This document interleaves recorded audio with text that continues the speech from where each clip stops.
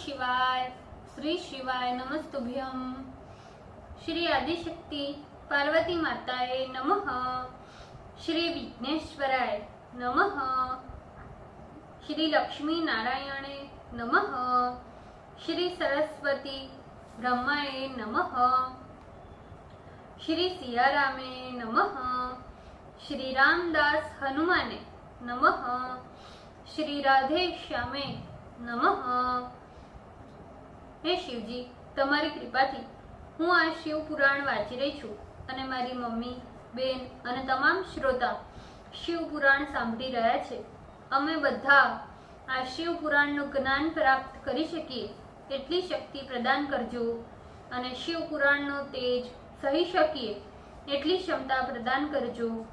હે વિઘ્નેશ્વર ગણપતિ બાપ્પા, તમે શિવ પુરાણના વંચનમાં આવતા તમામ વિઘ્ન હરજો। हे कृष्ण मनोहारिणी राधा जी, हे श्याम सुंदर, हे सिया राम जी, हे रामदास हनुमान जी, તમે શિવ પુરાણ સાંભળવા જરૂર પધારજો અને મારા હૃદયમાં સ્થાન ગ્રહણ કરજો। ઓમ નમઃ શિવાય। શ્રી શિવાય નમસ્તુભ્યમ। દ્વિતીય સંહિતા નવમો અધ્યાય, पेज नंबर 488। पार्वती द्वारा शिव राधन तथा स्वप्न में उन्हें शिव दर्शन।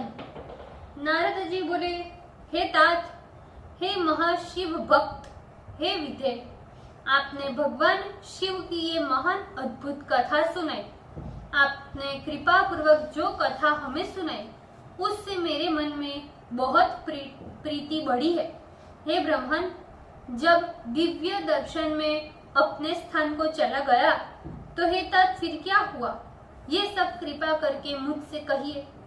ब्रह्मा जी बोले, हे मुने, तुम्हारे स्वर्ग चले जाने पर जब कुछ काल बीत गया तब कन्या को प्राण के समान समझने वाली वो मैना गिरिराज के निकट जा उन्हें प्रणाम कर विनय के साथ बोली, हे स्वामी, नारी स्वभाव होने के कारण मैं देवर्षि नारद के वचनों को भली प्रकार न समझ सकी।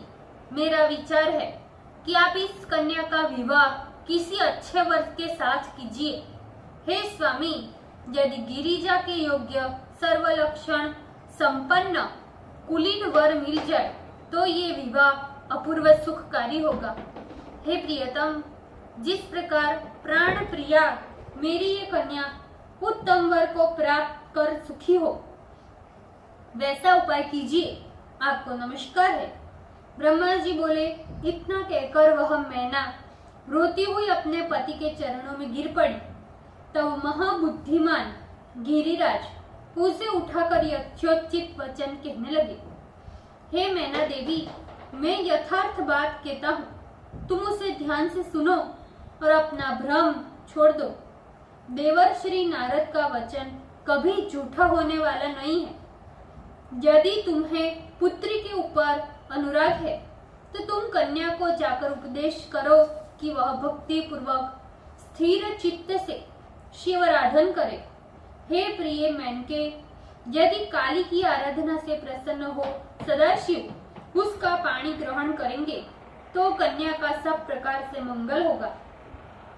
उस समय नारद का कहा हुआ सारा अमंगल भी मंगल हो जाएगा, क्योंकि संपूर्ण अमंगल सदाशिव को प्राप्त कर मंगल स्वरूप हो जाते हैं। इसीलिए तुम शिव को वर प्राप्त करने के लिए अपनी इस कन्या को तप करने का उपदेश करो।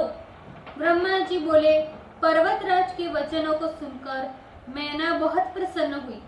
फिर वह तपस्या के उपदेश के निमित्त अपनी कन्या के समीप गई, किंतु मैना कन्या का अत्यंत सुकुमार शरीर देखकर बहुत दुखी हो गई।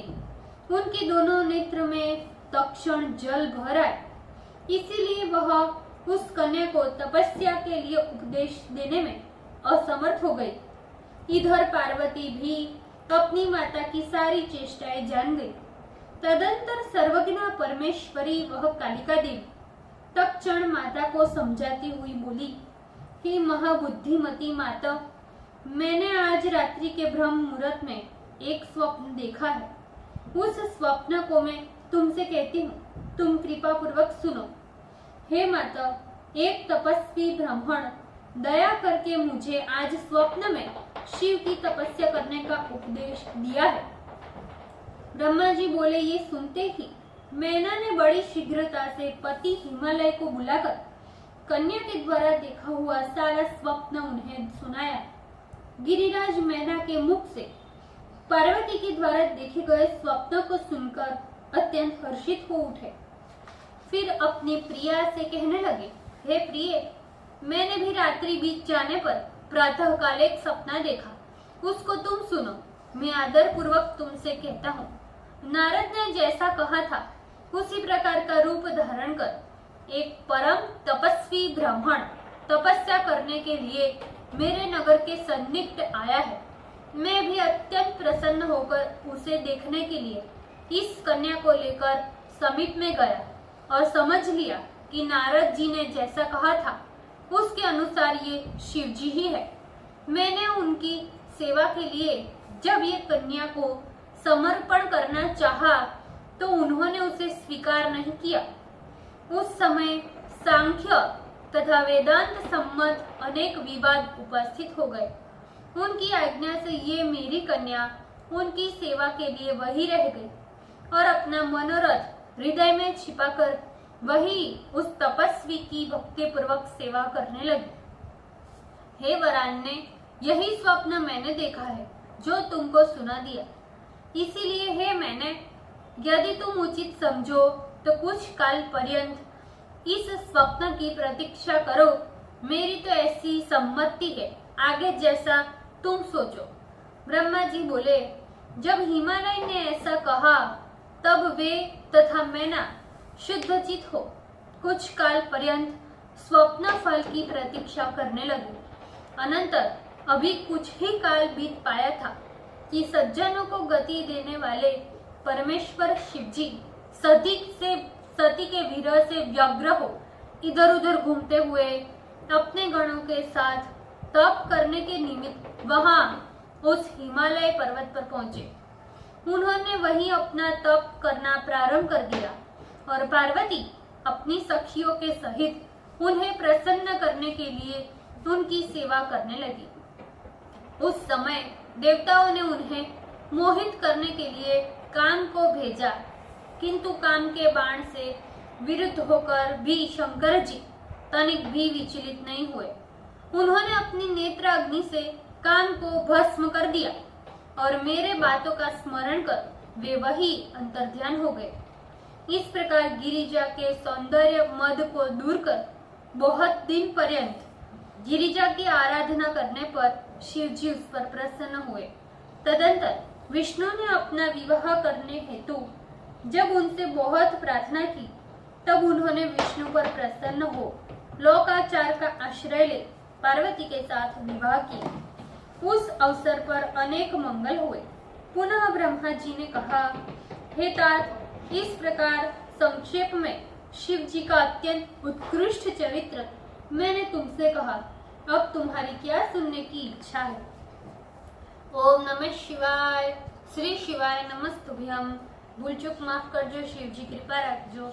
આજના શિવ પુરાણના વંચનનો પુણ્ય મને પ્રદાન કરજો શિવજી। ઓમ નમઃ શિવાય। શ્રી શિવાય નમસ્તુભ્યમ।